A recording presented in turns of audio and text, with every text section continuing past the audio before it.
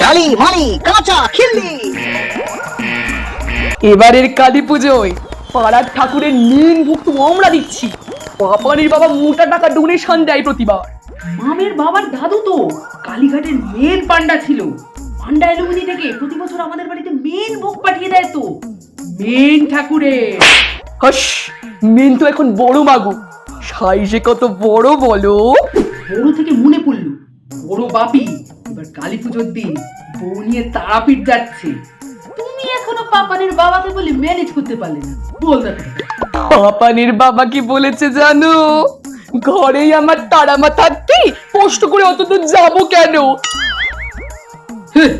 তো ঘরের কালীকেই তো কালী পুজোর দিন ভোগ দিতে পারতো, কষ্ট করে আর পাড়ার ঠাকুরকে ভোগ দিতে গেল কেন? হে গুডলিদি, আগুর বালতির কোনো আওয়াজ পাচ্ছি না এবার। Yes. প্রতিবার তো দেওয়ালির 15 দিন আগে থাকতে দেখিয়ে দেখিয়ে গাড়ি ভর্তি করে বাজি কিনে আনে। এবারে ঝুড়ি বাজার ব্যবসায় লস হয়েছে শিওর। এবার গাঠিয়ার ফ্যাক্টরিতে ইডি রেড করেছে।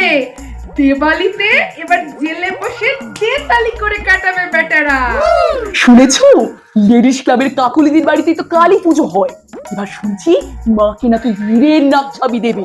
বিরাট ব্যাপার। শোনো মলি, ঠাকুর ওদের উপর করে দিচ্ছে তাই ওরাও দিচ্ছে। মা কালীর দয়ায় যেদিন আমাদের কাঠের ব্যবসা ওদের মতো ফুলে ফেপে উঠবে না, সেদিন এই ধনসুখের মতো মাকে একটা নাক ছাবি দেবো না, হীরের মুকুট দেব।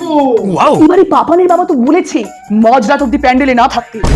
মনে নেই আগের বার পুজো শেষ হওয়ার পর টুকুন্ডা মদ খেয়ে সুধা বৌদি ভেবে আমার হাত চেপে ধরেছিল।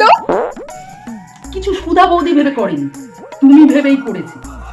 তোমারও যদি হতো আপত্তি থাকতো, তুমিও বা কেন হাত ছেড়ে চলে গেলে না? বেশ তো ঢলাঢলি করে জেনারেটরে তালে তালে নাচলে। হাস বোকা, সেটা পাপানের বাবাকে বুঝিয়ে দিলাম। ছেলে জোয়ান হয়েছে কিন্তু মায়ের শরীর থেকে নাচ এখনো যায়নি।